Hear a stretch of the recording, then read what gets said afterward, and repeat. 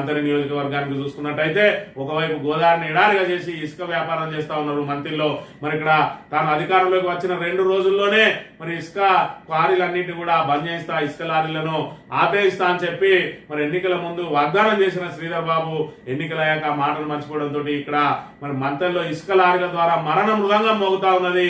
మరి ఇక్కడ మొన్న రామాయపల్లిలో ఒక యువకునికి 2 కాళ్ళు నుజ్జు అయిన ఏదైతే ఇసుక లారీ దాకి నిన్నటి రోజున కమాన్పూర్ ఎక్స్ రోడ్ వద్ద మరి ఇక్కడ ఒక మహిళను ఏదైతే బైక్ ఢీకొన్న ప్రమాదంలో మహిళ అక్కడికక్కడే మరి మృతి చెందిన సంఘటన మన గతంలో చూసుకున్నట్టయితే కాటారం మండల కేంద్రంలో ఒక బైకర్ను గుద్ది ఆయన 2 కాళ్ళు నుజ్జు అయిన పరిస్థితి, బొమ్మాపూర్ లో ఒక వ్యక్తి చనిపోయిన పరిస్థితి, అడవి సోమనపల్లిలో వ్యక్తి చనిపోయిన పరిస్థితి.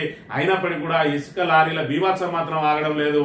మాట ఇచ్చిన శ్రీధర్ బాబు మాత్రం ఆ మాట నిలబెట్టుకునే ప్రయత్నం అయితే చేయడం లేదు. ఇసుక లారీలకు సంబంధించి కనుక చూసుకున్నట్టయితే మరి ఇక్కడ చూసుకుంటే నాగపల్లి గ్రామానికి సంబంధించిన వ్యక్తి ఇక్కడ ఏఎంఆర్ లో డ్యూటీ కోసం అని చెప్పి వెళ్తూ రామాయపల్లి స్టేజ్ వద్ద మరి ఇక్కడ ప్రమాదం జరిగింది. ఆ ప్రమాదం జరిగితే మరి ఇక్కడ ఏ విధంగా ఆయన 2 కాళ్ళు కూడా పూర్తిగా నుజ్జైన పరిస్థితిని మనం గమనించవచ్చు. మరోవైపు చూసుకున్నట్టయితే ఇక నిన్న రోజున మరి ఇక్కడ కమాన్పూర్ మండల కేంద్రం దగ్గర దొంతుల వాణి కల్వచెర్ల మరి దొంతుల సురేష్ భార్య అయినటువంటి దొంతుల వాణికి సంబంధించి మరి ఇక్కడ ఆ లారీ ఢీకొన్న సంఘటనలో అక్కడికక్కడే మృతి చెందిన పరిస్థితిని కూడా మనం ఇక్కడ ప్రధానంగా గమనించవచ్చు. ఇక గతంలో శ్రీధర్ బాబు ఎన్నికల ముందు ఇచ్చిన వాగ్దానాన్ని కనుక ఒకసారి మనం గమనించినట్టయితే కాంగ్రెస్ పార్టీ ప్రభుత్వం వస్తే 2వ రోజే ఇసుక లారీలను ఆపివేస్తామని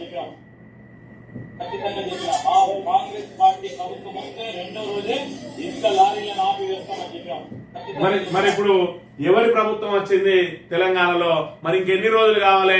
ఎంత మరణ మృదంగా మోగుతా ఉన్నది ఇక్కడ. మరి పక్కనే చూసుకున్నట్టయితే పెద్దపల్లి, ఆ పెద్దపల్లి కూడా మానేరు పరివాహకం ఉంటది. మంతనికి చూసుకున్నట్టయితే ఒకవైపు మానేరు, మరోవైపు గోదావరి. ఇటు మానేరు ఎండిపోయింది, ఇటు గోదావరి ఎండిపోయింది. ఇప్పుడు ఇసుక ప్రభుత్వానికి ఆదాయ వనరుగా మారింది. మరి అదే మానేరు మీద పెద్దపల్లిలో ఒక్క ఇసుక క్వారీని కూడా పెట్టడానికి అక్కడ ఎమ్మెల్యే విజయరమణారావు ససే మీద ఒప్పుకోలేదు.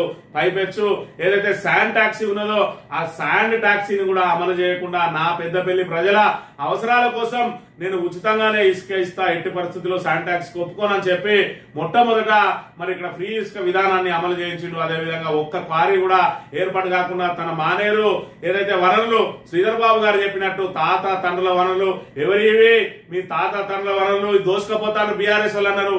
మరి ఇప్పుడు చూసుకున్నట్టయితే తాత తండ్రుల వనరులను అక్కడ విజయరమణారావు ఒక ఎమ్మెల్యేగా కాపాడగలుగుతా ఉంటే ఇక్కడ తాత తండ్రుల వనరులు అని చెప్పి పెద్ద లెక్చర్లు ఇచ్చిన మంత్రి శ్రీధర్ బాబు ఆ తాత తండ్రుల వనరులను ఏ విధంగా దోసుకుపోతా ఉన్నాడు. మరి గతంలో చూసుకున్నట్టయితే ఇవన్నీ బీఆర్ఎస్ నేతల జేబులకే పోతాయి. ఈ తిరిగే లారీలన్నీ కూడా మరి అప్పటి మాజీ ఎమ్మెల్యే జిల్లా పరిషత్ చైర్మన్ పుట్టమది అన్నారు. మరి ఇలా ఇవి శ్రీధర్ బాబు కాదా? మరి కాకుంటే ఎందుకు ఆపుతలేడు అన్న విషయాన్ని మంత్రి ప్రజలు గమనించాలి. ఈ రకంగా మరణ మృదంగం జరిగి రోజుకొక్కరి చొప్పున మరి నిత్యం ప్రమాదాల బారిన పడతా ఉన్నా కూడా ఆ లారీలను ఆపడానికి మరి ఇప్పటి వరకు ఆయన ఏదైతే ఆయన పరిశ్రమలు, ఐటీ, మరి ఇక్కడ విదేశీ యాత్రలు, అదేవిధంగా విదేశాల నుంచి వచ్చే వాళ్ళకి ఆహ్వానాలు, అందులోనే మునిగి తేలుతా ఉన్నాడు. మంత్రి ప్రజల సమస్యలను గాలికి వదిలేసిండు. మంత్రి ప్రజలందరూ కూడా నానా ఇబ్బందులు